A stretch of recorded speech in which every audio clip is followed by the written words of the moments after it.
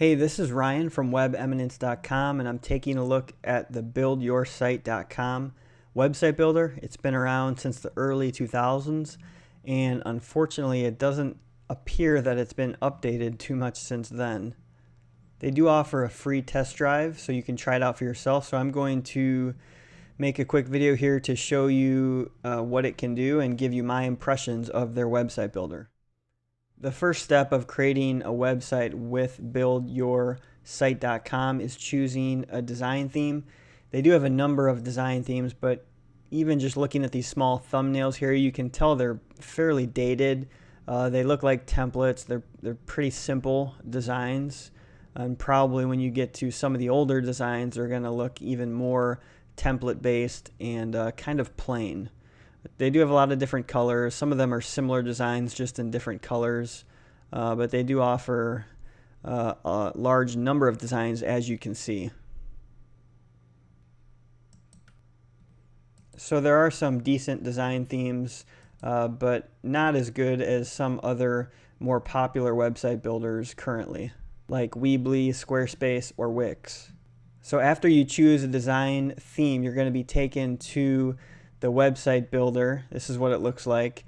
So you can basically preview the entire site, or at least one of your pages, and you can click around the site as if it's a live website. And here I'm on the home page, and all their designs are pre-populated with content. So they have, a home title and some introductory text and some different text elements here with some images. So basically you can click on any of these elements, and you actually have to click the small gear icon, the wrench icon. And clicking on that icon brings up an HTML editor where you can manipulate the HTML, add images, format the text using this toolbar here.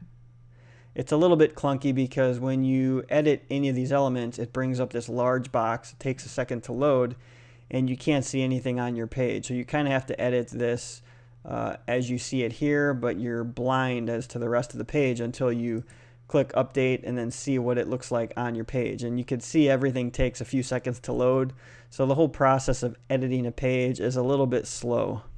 So you can tell by looking at this design, there's nothing too special about it. It's pretty plain, just a white box on a maroon color background with very plain text.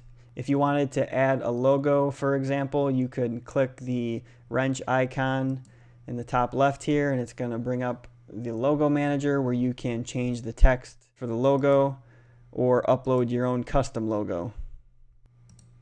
And if you don't like the elements of the page the way they have pre-populated them, you can add your own elements. And the way to do that is by clicking on Add Content in the upper left-hand corner.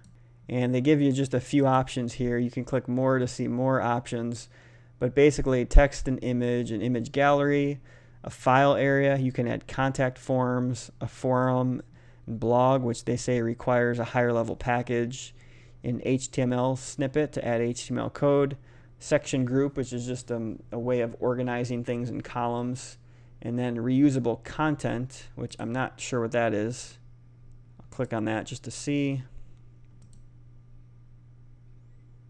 It looks like reusable content is some kind of way of saving elements to a library, so you can use them over and over again on a page. But you can see how I added something there. You basically click on it. It's not drag and drop, but you click on an element like text and image, and then you can drag it to the page, but you actually have to click on one of these green areas, and these are the areas that this element can be added.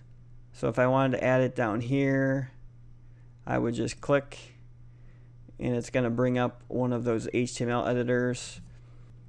So I can paste in some text here. And if I want to add an image, you kind of have to scroll over each of these icons until the tooltip pops up to see what they do. And here's the image button, and after clicking on it, you can upload an image. So I'm going to click Browse. Looks like you can also drag and drop an image. So you upload an image, and you may have to know a little bit of HTML in order to get things to align properly, so they don't make it too easy. Actually, it does look like you can click on the image, and then they give you some options on the right hand side. You can edit the image, and then you could change the alignment with the text flow. So if I click on this button, looks like it floats the image to the left. I'm going to go ahead and click add, see how that looks. It's probably not going to fit too great in that column. And you see what it did there. It made that column much larger, and now this is moving off the page. So probably what you would need to do is edit that block to make the image smaller, so you can drag the bar to make that image smaller, and that should fit better on the page. But you can see how this website builder is a little bit clunky and difficult to use. It's just a little bit dated in overall design and function.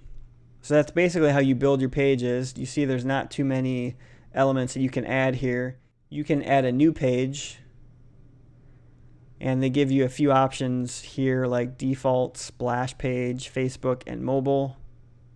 The advanced page options give you a few other settings like the page appearance, number of columns, search engine optimization, some social tools which don't seem too helpful, access control, so you may be able to set a password on the pages. Setting up the menu isn't super intuitive either. You can click on the wrench icon, or you can click move to rearrange the order of the menu. And you can also edit the title, they call it a caption, of that menu item. And you can also create submenus by adding pages under one of the existing menus.